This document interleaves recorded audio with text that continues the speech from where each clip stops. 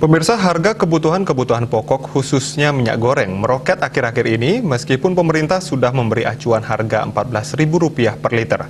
Beberapa kebutuhan pokok lain seperti telur, bawang, dan cabai harganya belum kembali stabil sejak akhir tahun lalu. Dikutip dari kantor berita Antara, pemerintah diminta segera mengendalikan harga kebutuhan pokok yang melambung tinggi.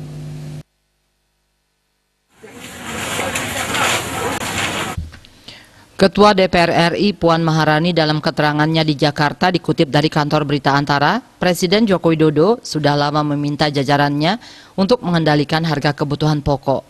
Namun dia menilai harga-harga sembako masih mahal meskipun sudah memasuki pekan kedua tahun 2022. Puan menyoroti tingginya harga minyak goreng sehingga disarankan agar pemerintah menyalurkan minyak goreng murah bersubsidi secara merata. Hal tersebut menurut dia karena sampai saat ini harga minyak goreng di pasaran masih sekitar Rp20.000 per liter.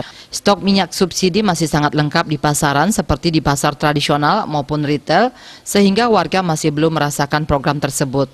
Penyaluran minyak murah bersubsidi juga harus merata di seluruh daerah sehingga dapat dirasakan oleh rakyat. Dia meminta pemerintah melakukan pengawasan ketat karena berdasarkan pengakuan para pedagang di pasar-pasar tradisional, mereka masih menjual minyak dengan harga tinggi disebabkan masih mendapat harga mahal dari agen.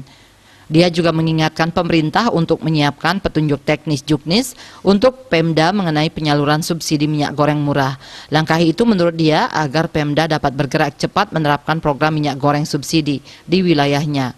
DPR mendukung Pemda menggelar sebanyak mungkin operasi minyak goreng agar dapat membantu masyarakat khususnya warga kelas menengah ke bawah yang perekonomiannya belum stabil dampak pandemi COVID-19.